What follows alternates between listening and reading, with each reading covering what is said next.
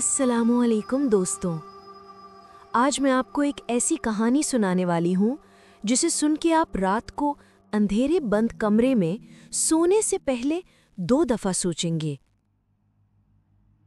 ये कहानी है अरीबा की, जो एक सस्ते अपार्टमेंट में शिफ्ट होती है, मगर उसे कुछ पता नहीं था कि यहाँ का एक किराएदार कभी गया ही नहीं। अरीबा ने अपनी जॉब के करीब रहने के लिए एक पुराना सा अपार्टमेंट चूज किया। रेट सस्ता था, जगह ठीक थी, बस थोड़ी सी अजीब चीजें थीं, जैसे लिफ्ट हमेशा 3rd फ्लोर पे रुक जानी जबकि वो 4th फ्लोर पे रहती थी। और सबसे अजीब बात, बिल्डिंग की हवा हमेशा ठंडी, बिल्कुल सर्द, जैसे कोई नीचे से सांस ले रहा हो। पहली रात 3:21 AM पर अरीबा की आंख अचानक खुली। रूम बिल्कुल अंधेरा था, बस उसे बेडरूम के दरवाजे पर कोई हल्के से नॉक करता महसूस हुआ। शायद कोई गलती से आ गया हो, सोचकर वो चुप रही, लेकिन नॉक्स बढ़ती गईं। उसने हिम्मत की, दरवाजा खोला, लेकिन बाहर कोई नहीं था।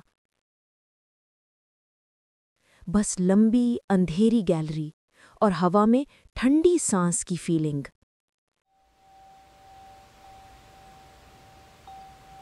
अगली सुबह अरीबा ने नेबर्स से पूछा, 3:21 AM पर यहाँ कोई नॉक करता है क्या? सब ने आंखों से कांटेक्ट अवॉइड किया।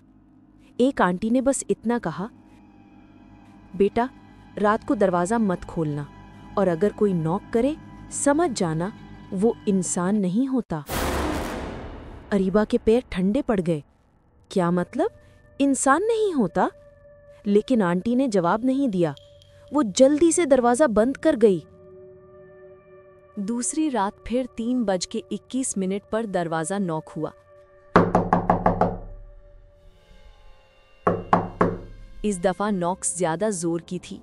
अरीबा ने पीप होल से देखा, बाहर कोई नहीं, मगर गैलरी की लंबी दीवार पर एक आदमी का शैडो था।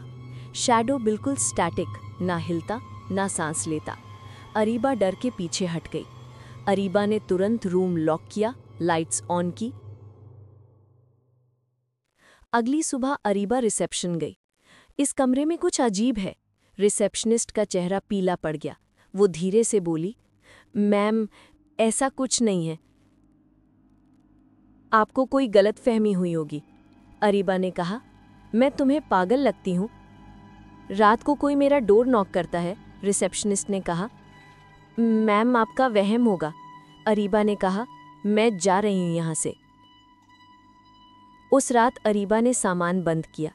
3:21 होने वाली थी। वो दरवाज़ा पकड़कर खड़ी रही। अचानक डोर हैंडल्स मूव करना शुरू हुआ। किसी ने बहुत सख्त जोर से दरवाज़ा हिलाया। डार्कनेस ने पूरा कमरा लपेट लिया। लाइट्स ब्लिंक हुई और अरीबा पर महसूस हुआ कि कोई उसके बिल्कुल पीछे खड़ा है। जब वो भागने लगी, बिल्डिंग के दरवाजे खुद बंद हो गए। अरीबा फिर कभी नजर नहीं आई। आज भी 3:21 पर 4th फ्लोर के कमरे का दरवाजा नॉक होता है। अरीबा के गायब होने के कुछ दिन बाद उसके कजिन साद को उसका एक लास्ट वॉइस नोट मिला। वॉइस नोट आधा करप्ट था, लेकिन जो सुना उसने, उससे उसकी रूह कांप गई। साद, अगर तुम ये सुन रहे हो तो इस बिल्डिंग में मत आना।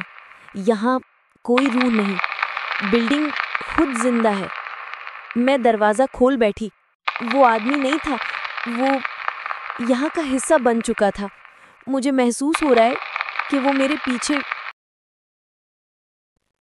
फिर रिकॉर्डिंग सडन बंद हो गई।